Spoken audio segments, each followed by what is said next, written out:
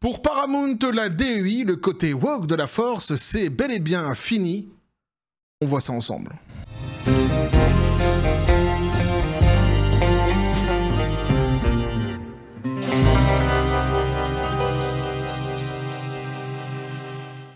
Le côté woke de la force qui se prend une fois de plus une mandale dans la tronche avec Paramount qui recule complètement sur sa DEI, petit café les copains.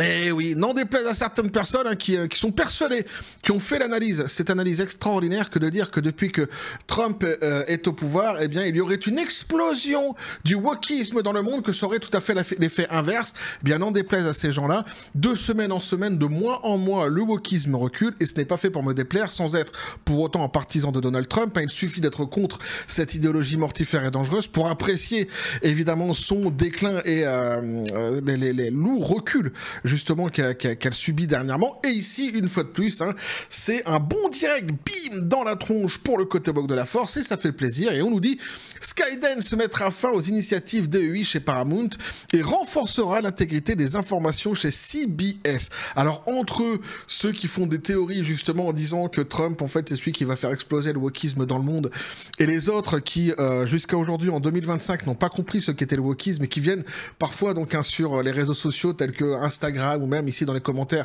de mes vidéos sur YouTube, dire « Ah, vas-y, donne-moi une définition du wokisme si t'es si malin que ça !» Franchement, sans déconner, vous êtes pathétique. Je vous le dis, tu vois, c'est des messages que je laisse, notamment sur Instagram, je les laisse, vos messages, mais parfois, c'est par pitié, j'ai envie de les effacer. Pour vous.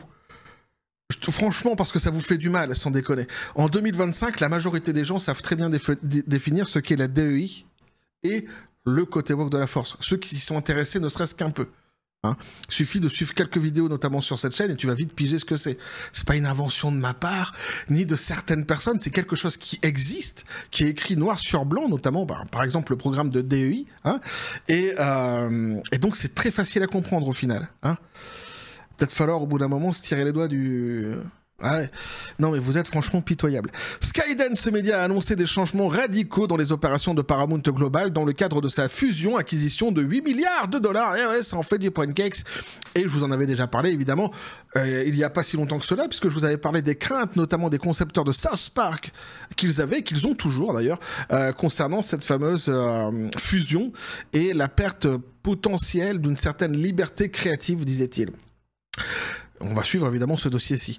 Alors, ces engagements détaillés dans des lettres adressées à la Commission fédérale de la communication, la FCC, comprennent la suppression complète des programmes de diversité, d'équité et d'inclusion, donc la fameuse DEI, chez Paramount et ses filiales comme CBS, ainsi que la nomination d'un médiateur indépendant chargé de surveiller les biais potentiels dans les reportages de CBS. C'est ça, CBS News, voilà. Ces mesures donc visent à donner la priorité à l'embauche fondée sur le mérite, aux pratiques non discriminatoires et un éventail plus large des points de vue dans la création de contenu reflétant une volonté d'efficacité opérationnelle et des normes d'intérêt public. Voilà, point final, c'est-à-dire qu'en fait, t'es embauché au mérite.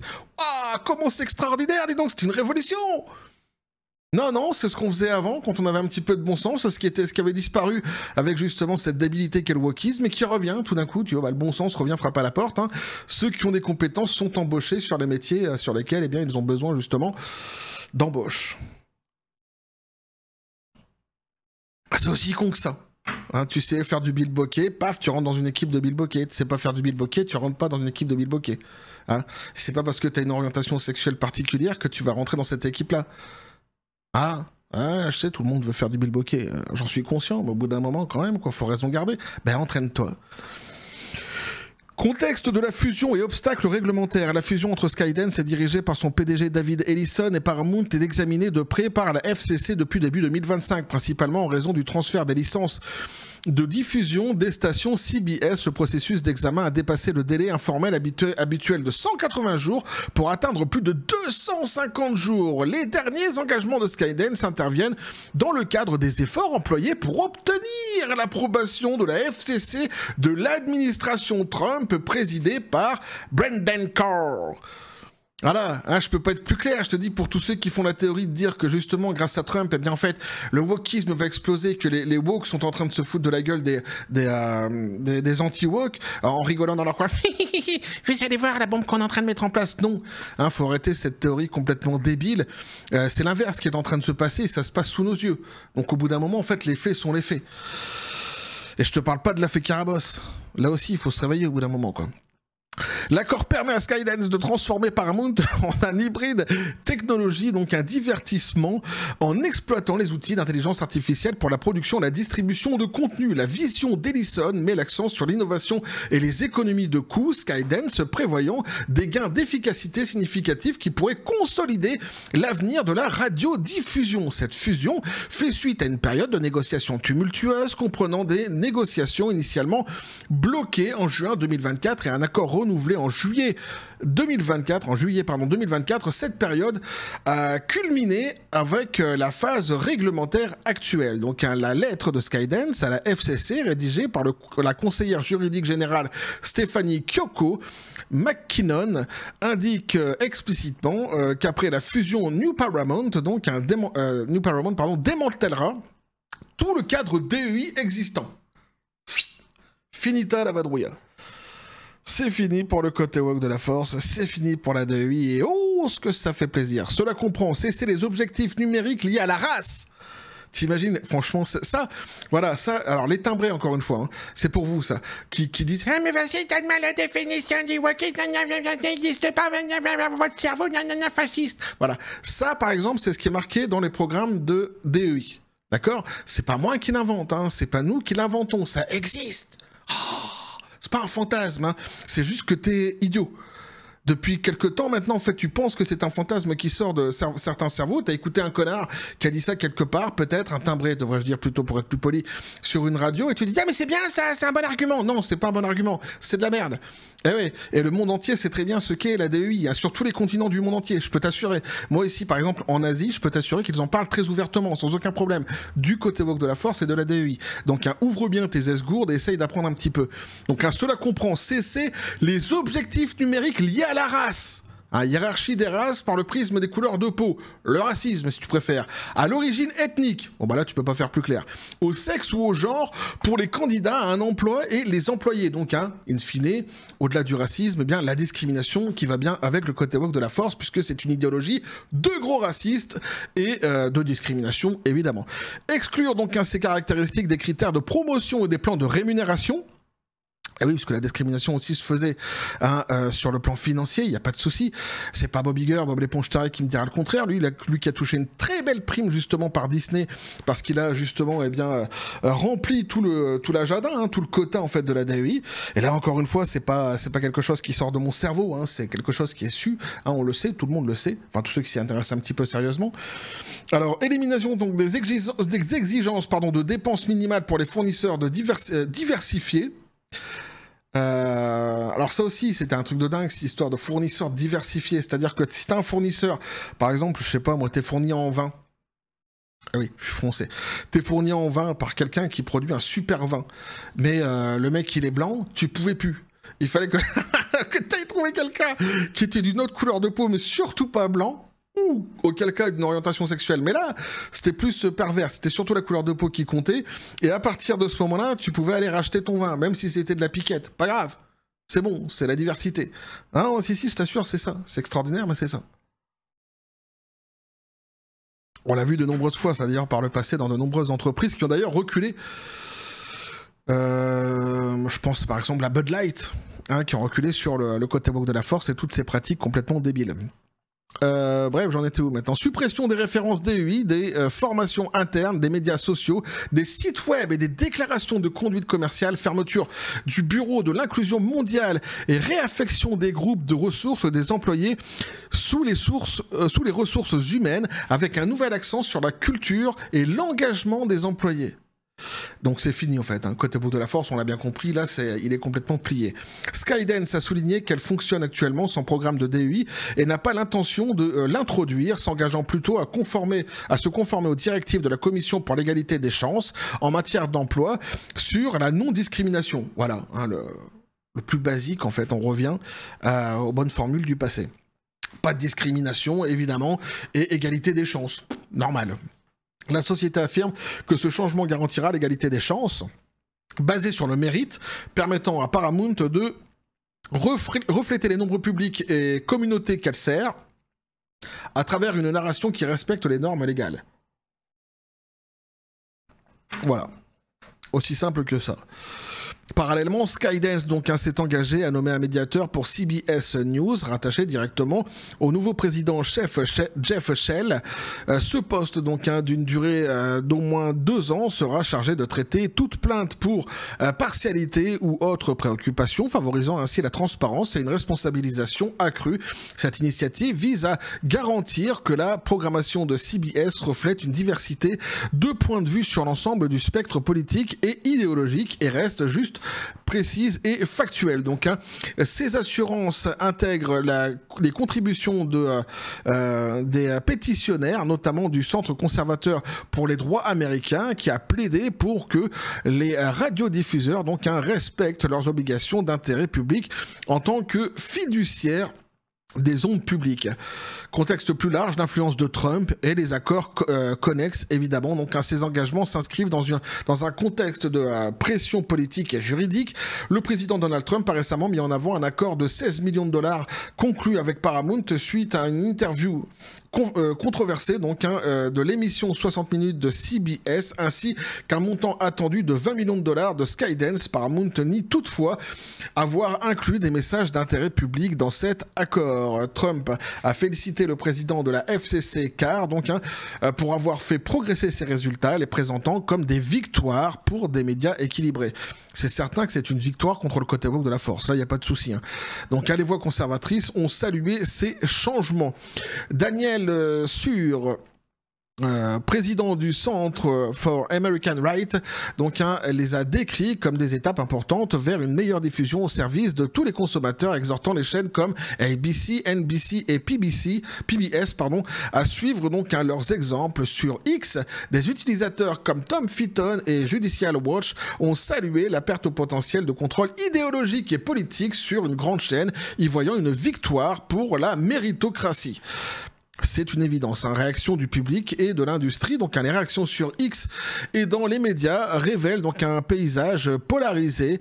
Les commentateurs conservateurs ont salué la suppression de la DEI, les qualifiant de retour à des systèmes fondés sur le mérite, et ont souligné les inefficacités du recrutement par quota et les potentiels gains de qualité créative. Par exemple, Cosmic Book News a lié cette décision à la revitalisation des franchises comme Star Trek, suggérant qu'elle pourrait éloigner Paramount des messages de division. Ce serait pas mal, effectivement.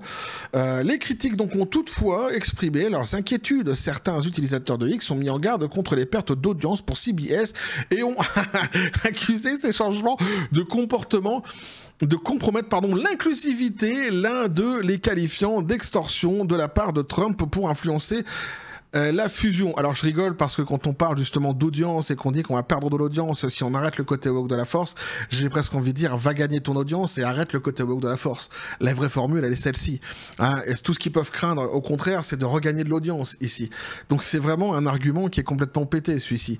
Je vois même pas comment ils peuvent le sortir. C'est dire à quel point ils sont déconnectés. Ils sont complètement déconnectés des réalités. Les médias libéraux comme CNN et The Independent ont présenté ces engagements comme des concessions à la FCC de Trump, en signalant potentiellement un changement dans la surveillance des médias. L'annulation récente du Late Show avec Stephen Colbert a encore intensifié les débats, envoyant un désonde de choc dans le cercle libéraux d'Hollywood. Annoncé le 17 juillet 2025, peu de temps après que Paramount a réglé son procès avec le président Trump et au milieu de l'approbation de la fusion pour la FCC en attente, cette décision a été décrite par certains comme une concession stratégique pour obtenir le feu vert réglementaire. Quand bien même. Colbert, connu pour ses critiques à l'égard de Trump, a évoqué la suppression de Trump à l'antenne, déclarant que les gants sont retirés après avoir qualifié certains éléments de la fusion de gros pots de vin. Les observateurs du secteur constatent que les programmes de DEI, bien que visant à favoriser la représentation, ont été critiqués pour leur inefficacité perçue et leurs risques juridiques, notamment suite aux décisions de la Cour suprême de 2023 sur la discrimination positive. Et oui, évidemment, alors d'abord, eux, ils rappellent qu'ici, il y a des pertes d'argent en réalité, hein, et leur efficacité, c'est de cela dont on parle. Hein. Quand l'autre, il dit à côté que tu vas perdre du pognon si t'arrêtes le côté woke de la force, ici, il rappelle, comme je l'ai dit juste avant, que c'est l'inverse. Et en plus, c'est vrai qu'il y a eu aussi cette décision de la Cour suprême, hein, qu'on avait déjà commenté ensemble par le passé, sur la discrimination positive. L'approche de Skydance donc s'inscrit dans une tendance croissante des entreprises américaines à adopter la politique rationalisée et axée sur le mérite, privilégiant le talent et l'innovation plutôt que les indicateurs de diversité obligatoire. Conséquence pour Hollywood et la radiodiffusion. Cette fusion pourrait marquer un tournant à Hollywood, donc où les initiatives DEI sont au cœur des préoccupations depuis le milieu des années 2010. Dans un contexte de revendication pour une un peu plus grande représentation, en démantelant donc ces structures, Skydance mise sur la méritocratie pour accroître l'efficacité et attirer un public plus large, réduisant potentiellement les coûts liés aux quotas de fournisseurs et aux bureaux spécialisés. Pour CBS News, le rôle d'ombudsman introduit donc au niveau de responsabilité qui pourrait répondre aux plaintes de longue date concernant la tendance idéologique, favorisant ainsi la confiance à une époque de consommation médiatique polarisée. Les critiques affirment que cela pourrait limiter la diversité des récits, mais les partisans de cette mesure soutiennent que la loi antidiscrimination garantisse déjà l'équité. Là, je vais revenir là-dessus d'ailleurs.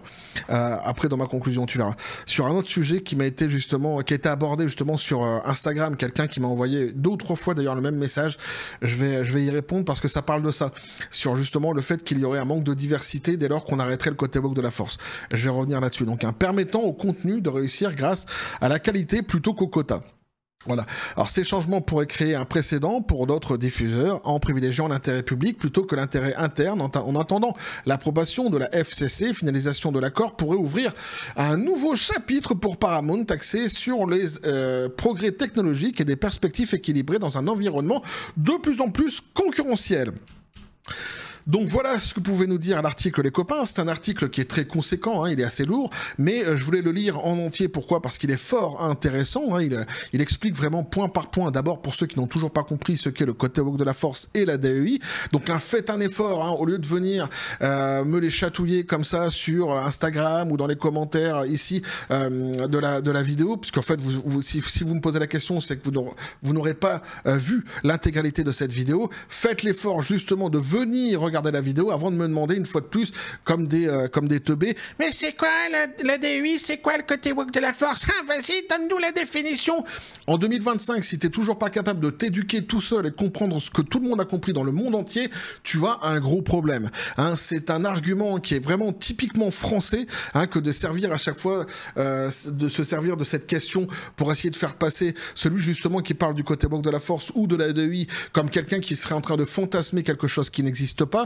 Et ça te fait passer en fait plus pour un con qu'autre chose en réalité. C'est pour ça que très souvent, quand je vois des messages comme ça, j'hésite maintenant à les effacer parce qu'en fait, vraiment au vu et au su de tout le monde, vous passez pour des demeurés, ceux qui posent cette question, je vous assure. Donc faites l'effort. Ici, hein, j'ai lu un article assez conséquent qui parle justement de la DEI, qui explique que c'est des programmes qui sont écrits, qui expliquent ce qu'est le côté woke de la force, donc pas dans son intégralité, mais dans certaines de ces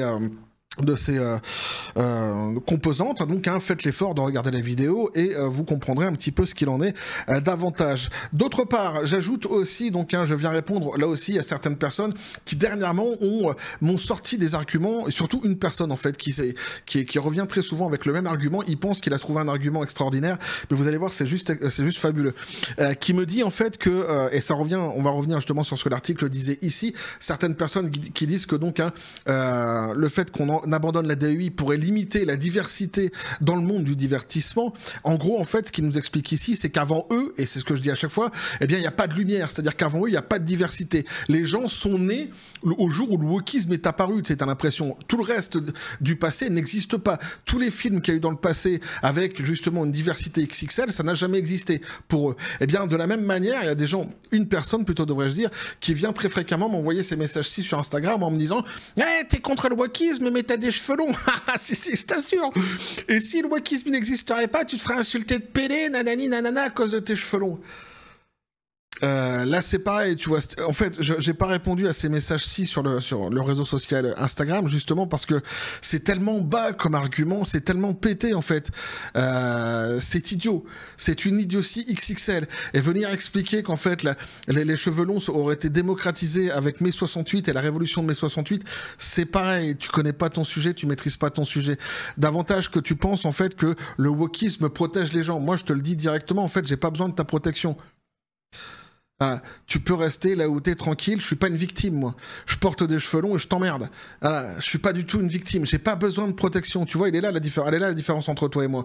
C'est que toi tu penses en fait qu'on a besoin comme ça d'une espèce d'armée d'inquisiteurs woke qui vient et qui tape sur les doigts de tout le monde. Moi je pense qu'en fait chacun est libre de faire ce qu'il veut. Voilà, on a une conception qui est complètement différente, donc j'ai pas besoin d'être protégé. Je suis pas une victime de la société moi. Tu vois, y a pas de souci, je suis pas une victime tout court. Je suis pas un chialeur.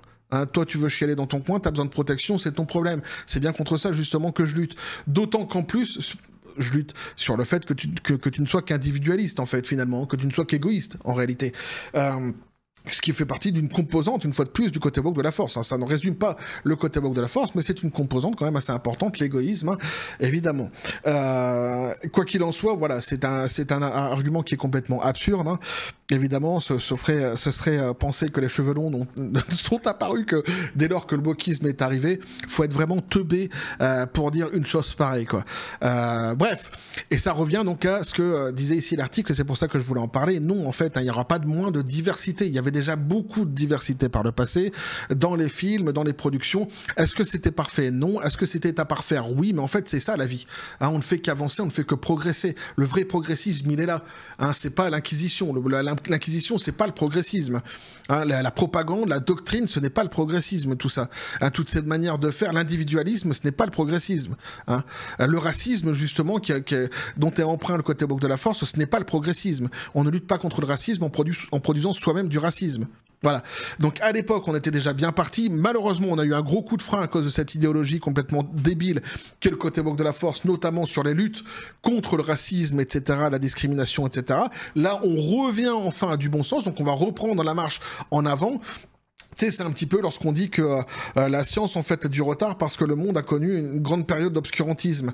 Et si la science avait été acceptée bien avant, on aurait sans doute davantage d'avancées aujourd'hui. On pourrait guérir sans doute des machins, des trucs qu'on ne peut pas guérir aujourd'hui. On aurait sans doute d'autres avantages technologiques, etc. si l'obscurantisme n'avait pas duré si longtemps et si on avait accepté la science avant. Bah là, c'est pareil, en fait. Dire que le wokisme, c'est un petit peu l'obscurantisme. Ça nous a fait reculer, régresser sur des choses sur lesquelles on était bien parti. La lutte contre la discrimination, contre le racisme, etc., etc. Et vous avez remis, évidemment, les races, les machins, les trucs au goût du jour. On est retombé dans l'obscurantisme, et donc ça a fait régresser tout cela.